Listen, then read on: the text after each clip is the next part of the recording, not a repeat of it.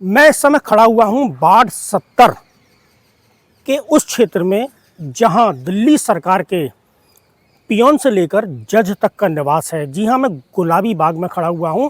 ये दिल्ली सरकार की वो कॉलोनी है जहां दिल्ली सरकार के कर्मचारी से लेके अफसर और अफसर से लेके जज तक का निवास है। ये मैं आपको इसलिए बता रहा हूं कि शास्त्री नगर की जो दुर्दशा मैं आपको दिखा रहा हूं, उसके इतर एक समस्या ये भी है कि दिल्ली सरकार जो आपके लिए काम करती है, उसके कर्मचारियों के रहने के स्थान की हालत दुर्दशा की शिकार है। दिल्ली सरकार के अफसरों की समस्याओं का निराकरण आखिर कौन करेगा? यहाँ के निगम पार्षद मनोज कुमार जिंदल शास्त्री नगर की तरह गुलाबी बाग की तरफ से भी आंखें मूंदे सोए पड़े हैं। सड़कें टूटी हुई हैं, सीवरों में ढक्कन नहीं है, जालियां टूटी हुई हैं, गंदगी चारों ओर है। और इसके अलावा जो सबसे बड़ा यहाँ इशू है वो है पीडब्ल्यूडी का। दिल्ली सरकार की इस कॉलोनी का रखरखाव पीडब्ल्यूडी के अधीन है, लेकिन पीडब्ल्यूडी के जेई किस गहरी नींद में सोए हुए हैं ये समझ से परे है। जेई और एई दोनों ने अब इस समय गुलाबी बाग कॉलोनी से आंखें मूंदी हुई हैं।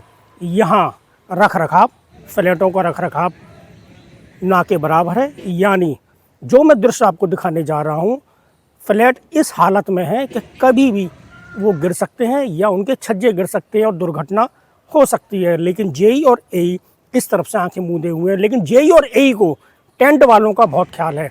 टेंट वालों के सामान रखने का स्थान जेई और एई ने उपलब्ध कराया हुआ है।